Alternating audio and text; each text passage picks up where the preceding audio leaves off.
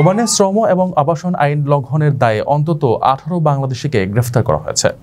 Royal Oman পুলিশের বিশেষ টাস্কফোর্সের সহযোগিতায় বাউসার এলাকায় পরিচালিত এক অভিযানে অবৈধ এসব বাংলাদেশিকে গ্রেফতার করে মাস্কাট পুলিশ কমান্ড। অভিযানে সব মিলিয়ে গ্রেফতার হয়েছেন 36 জন। তাদের মধ্যে 18 বাংলাদেশি ছাড়াও 5 জন পাকিস্তানি, 4 জন ভারতীয়, 4 জন মিশরীয়, 3 জন ইয়েমেনি, 1 জন ইরাকি এবং 1 জন জর্ডানের নাগরিক আছেন। মঙ্গলবার দুপুরে ওমান পুলিশ এক বিবৃতিতে জানায় তাদের চলমান অভিযান সামনের দিনগুলোতেও অব্যাহত থাকবে। আইন ভেঙে যারা ওমানে অবস্থান করছেন তাদের কোনো রকমের ছাড় দেওয়া হবে না। একই সময় জনসাধারণকে যে কোনো সন্দেহজনক ঘটনা এবং অবৈধ প্রবাসীদের ব্যাপারে রিপোর্ট করার আহ্বান জানিয়েছে পুলিশ।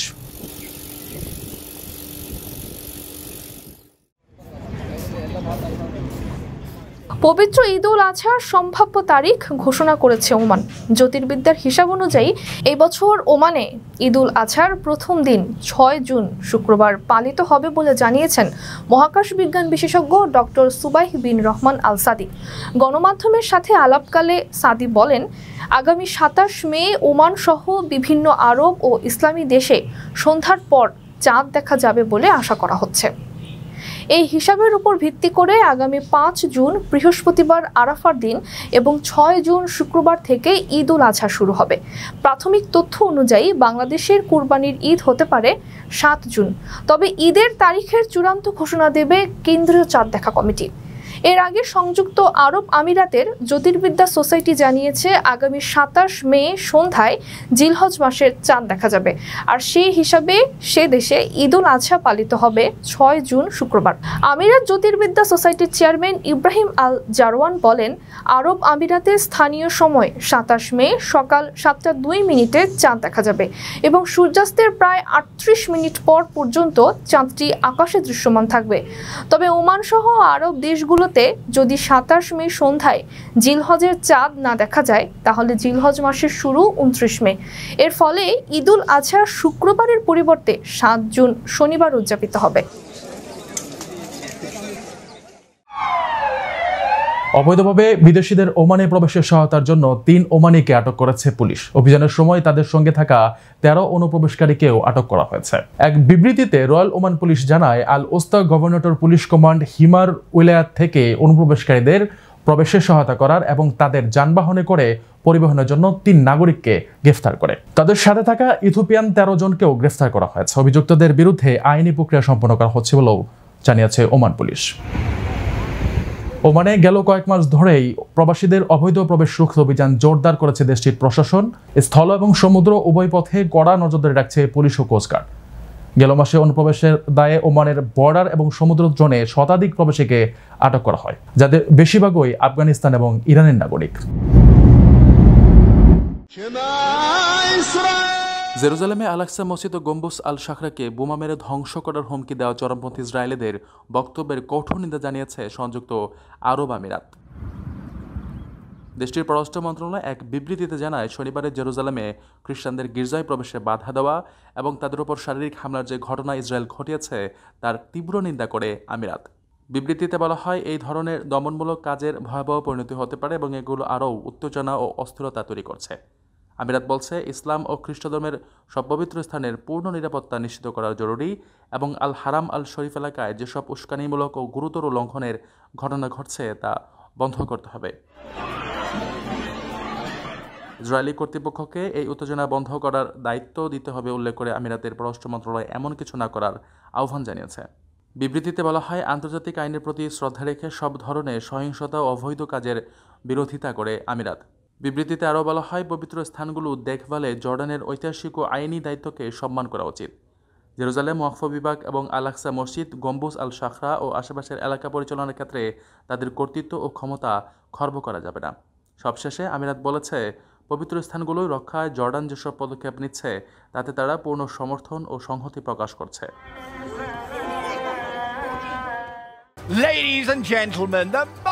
দুবাই বিগ টিকেটের সবশেষ সাপ্তাহিক ড্রতে 1,50,000 দিরহাম জিতে নিয়েছেন 2 বাংলাদেশি। বাংলাদেশি মুদ্রায় যা 49,58,000 টাকারও বেশি, অর্থাৎ 2 বাংলাদেশি মিলে জিতেছেন প্রায় 1 কোটি টাকা। গালফ নিউজের এক প্রতিবেদনে বলা হয়েছে, ওই 2 বাংলাদেশের মধ্যে একজনের নাম আবু মনসুর আলী আহমেদ। ফুজারাইতে তার নিজস্ব গাড়ির ওয়ার্কশপ রয়েছে। 1992 সালে দুবাই যান মনসুর। সে বছরই বিগ টিকিট লটারির আয়োজন শুরু হয়েছিল।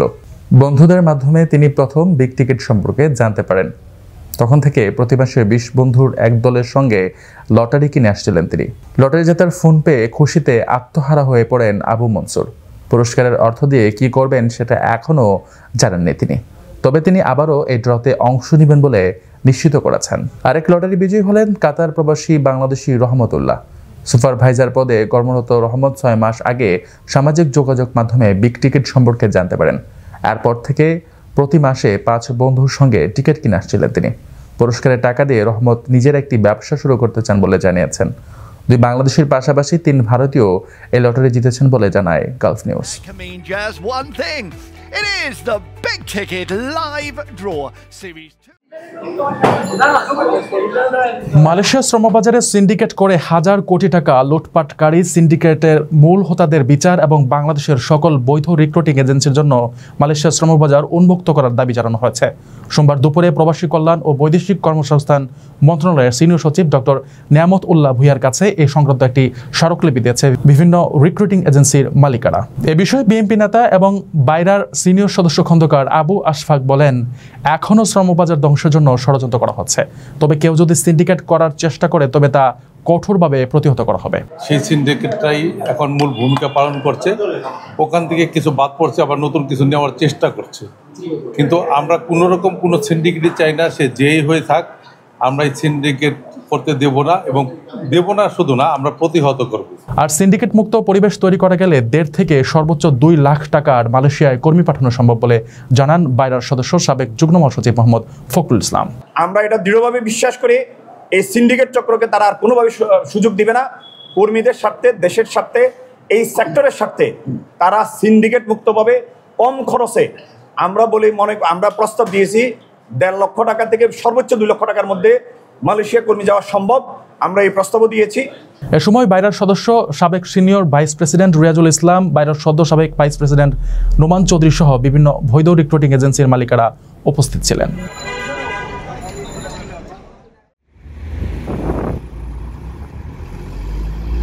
ওমানে 4200 বছরের পুরনো এক জোড়া তামার করতল বা বাদ্যযন্ত্র সন্ধান মিলেছে। উত্তর বাতিনার দাওহা একটি প্রত্নতাত্ত্বিক স্থানে প্রাথমিক ব্রোঞ্জ যুগের এই যন্ত্রগুলি খুঁজে পেয়েছেন ওমানের প্রত্নতাত্ত্বিকরা। বিষয়টিকে আরব উপসাগর এবং ভারতীয় উপমহাদেশ জুড়ে প্রাথমিক সভ্যতার সঙ্গীত চর্চার নিদর্শন হিসেবে দেখা হচ্ছে। সুলতান কাবুস বিশ্ববিদ্যালয়ের প্রত্নতত্ত্ব বিভাগের প্রধান ডক্টর খালেদ এ ডগলাস গণমাধ্যমকে বলেছেন, এই প্রথম আরব উপদ্বীপে পুরনো আমলের কোনো বাদ্যযন্ত্র এত ভালোভাবে সংরক্ষিত অবস্থায় পাওয়া গেল। ডগলাসের মতে ধর্মীয় উদ্দেশ্য এই বাদ্যযন্ত্রগুলি ইচ্ছাকৃতভাবেই স্থাপন করা হয়েছে। একটি বৃহৎ কাঠামোর কোণে করতালগুলি স্তূপীকৃত অবস্থায় পাওয়া গেছে। উভয়ই আকারে একই এবং আরবের তামা দিয়ে তৈরি। এগুলি ছিল দেবে যাওয়া একটি ভবনের ঠিক কেন্দ্রস্থলে। ধারণা করা হয় জায়গাটিতে সমাবেশ বা অনুষ্ঠানের আয়োজন করা হতো। জানা গেছে করতালগুলি প্রাচীন সিন্ধু উপত্যকার মহেঞ্জোদারোতে পাওয়া বাদ্যযন্ত্রের সাথে সাদৃশ্যপূর্ণ এবং মেসোপটেমিয়ার খোদাই করা চিত্রে চিত্রিত।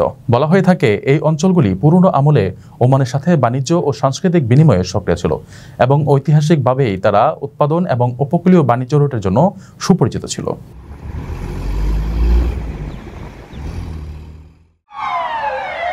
ওমানে মাদক সরবরাহের জন্য নতুন নতুন কৌশল অবলম্বন করছেন চোরা কারবারিরা। সোমবার মাদক পাচারের এমনই এক অভিনব কৌশল উদ্ঘাটন করেছে ওমান কাস্টমস। সরফায়েত সীমান্ত ক্রসিংয়ের গাড়ির ঢিকিতে থাকা অতিরিক্ত একটি টায়ারের ভেতর থেকে 8 কেজি গাঁজা উদ্ধার করা হয়েছে। এ সময় পাচারের দায়ে এক ওমানিকেও আটক করা হয়। তিনি গাঁজার এ চালান ইয়েমেন থেকে নিয়ে এসেছিলেন। অপর এক অভিযানে সমুদ্রপথের একটি বড় মাদকের চালান সফলভাবে রুখে দিয়েছে উত্তর বাতিনা পুলিশ কমান্ড। এ সময় 95 কিলোগ্রামেরও বেশি ক্রিস্টাল ম্যাথ এবং মরফিন উদ্ধার করা হয়েছে বলেও পুলিশ জানিয়েছে। আটক করা হয়েছে 3 জনকে। একই দিন সোহারের ময়লা এলাকায় গাড়ি চুরির অভিযোগে এক ওমানি এবং প্রবাসীকে গ্রেফতার করা হয়েছে। বিবৃতিতে পুলিশ জানায়, ময়লাতে পার্ক করা একটি গাড়ি চুরি করেছিলেন অভিযুক্তরা। পরে উত্তর আল বাতিনা পুলিশ কমান্ড একজন নাগরিক এবং তার সহযোগী এক পাকিস্তানি প্রবাসীকে গ্রেফতার করে। বাংলাদেশ সোশ্যাল ক্লাব ওমান কর্তৃক আয়োজিত সর্বকালের সর্বশ্রেষ্ঠ বৈশাখী মেলার 16 আনা বাঙালিয়ানার সাজে বৈশাখী মেলা আয়োজন করতে যাচ্ছে বাংলাদেশ সোশ্যাল ক্লাব ওমান। আগামী 2 মে বাংলা নববর্ষ উদযাপনে উৎসব মুখর পরিবেশে মিলিত হবেন প্রবাসী বাংলাদেশিরা।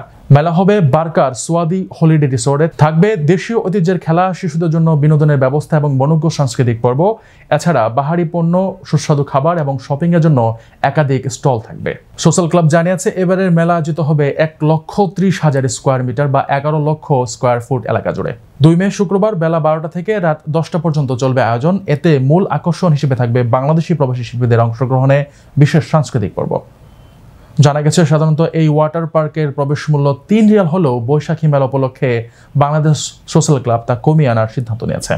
তাই প্রবাসী দর্শনার্থীরা কম খরচে সব রকমের সুযোগ সুবিধা উপভোগ করতে পারবেন। বাঙালি অধ্যুষিত এলাকাগুলোয় অনুষ্ঠানের টিকিট পাওয়া যাবে, তবে গেটে টিকিট নেওয়ার কোনো সুযোগ থাকবে না।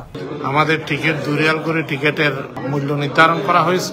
সাধারণত ওই ওয়াটার পার্কে যারা যায়, ওখানে বেড়াইতে যারা যায়, ওয়াটার পার্কের রাইডগুলো যদি ব্যবহার করতে হয় 3 রিয়াল গুলো ওই পার্কে পেমেন্ট করতে হয় গেটে। তো আমরা বাংলাদেশ সোশ্যাল ক্লাবের পক্ষ থেকে ওদের প্রবাসী বাংলাদেশিদের জন্য পার্কের যারা মালিক পক্ষ আছে ওদের সাথে কথা বলে এটা 2 রিয়ালে করে দিছে। ভাগ্য বদলের আশায় সুস্থ শরীরে বিদেশে গেলেও প্রত্যেক মাসে কয়েকশো প্রবাসী লাশ হয়ে দেশে ফেরেন, আর বছর শেষেই সেই সংখ্যা গিয়ে দাঁড়ায় কয়েক হাজারে। শুধু গত বছরই 4,813 জন শ্রমিক লাশ হয়ে দেশে ফিরেছেন। ওয়েজ আর্নার্স কল্যাণ বোর্ডের তথ্য মতে গত 11 বছরে লাশ হয়ে দেশে ফিরেছেন 37,067 জন প্রবাসী শ্রমিক, আর 2014 হতে 2024 সাল পর্যন্ত লাশ হয়ে দেশে ফিরেছেন 42,327 জন প্রবাসী। ঢাকা বিমানবন্দরের প্রবাসী কল্যাণ ডেস্কের তথ্য মতে প্রতিদিন গড়ে 8 থেকে 10টি মরদেহ দেশে আসে। মৃতদের সঙ্গে আসা নথিপত্র অনুযায়ী সবচেয়ে বেশি প্রবাসী মারা যান মস্তিষ্কে রক্তক্ষরণজনিত কারণে বা ব্রেন স্ট্রোকে, যাদের বড় অংশই মধ্যবয়সী কিংবা তরুণ। এছাড়াও হৃদরোগ সহ বিভিন্ন ধরনের অসুস্থতা, কর্মক্ষেত্রে দুর্ঘটনা, সড়ক দুর্ঘটনা, আত্মহত্যা কিংবা প্রতিপক্ষের হাতেও খুন হন বাংলাদেশিরা। তবে তরুণ কিংবা মধ্যবয়সে কেন এত বিপুল সংখ্যক প্রবাসী স্ট্রোক বা হার্ট অ্যাটাকে আক্রান্ত হন সেই বিষয়ে রাষ্ট্রীয় কোনো অনুসন্ধান হয়নি।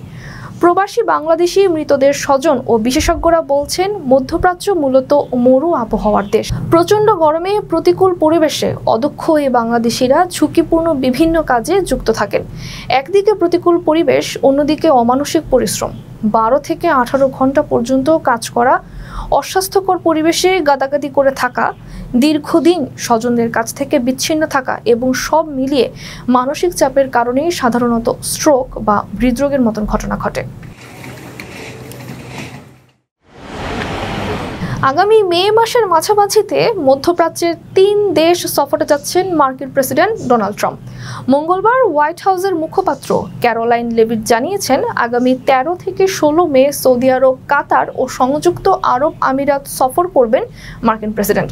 সংবাদ মাধ্যম আল জাজিরার প্রতিবেদনে বলা হয়, এই সফরসূচিতে ইসরায়েলের নাম না থাকায় রাজনৈতিক বিশ্লেষকদের মধ্যে নানা জল্পনা শুরু হয়েছে।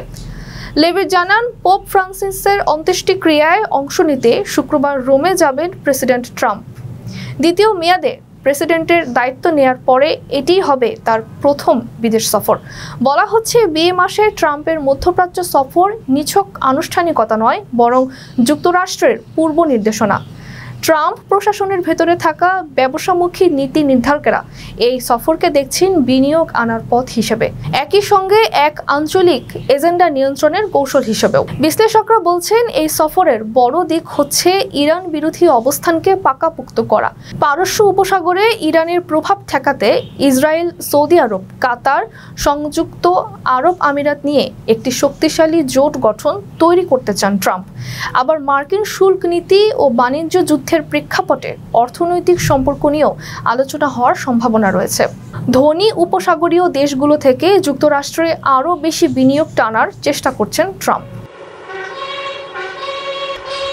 আপনার স্বপ্নগুলো আকাশ ছুবে প্রবাসীর হেলিকপ্টারের মাধ্যমে। বিয়ে, জন্মদিন অথবা যে কোনো বিশেষ প্রয়োজনে হেলিকপ্টার ভাড়া করতে যোগাযোগ করুন স্ক্রিনে দেয়া নাম্বারে। প্রবাসীর হেলিকপ্টার, নিরাপদ ও সাশ্রয়ী বাহনের বিশ্বস্ত নাম।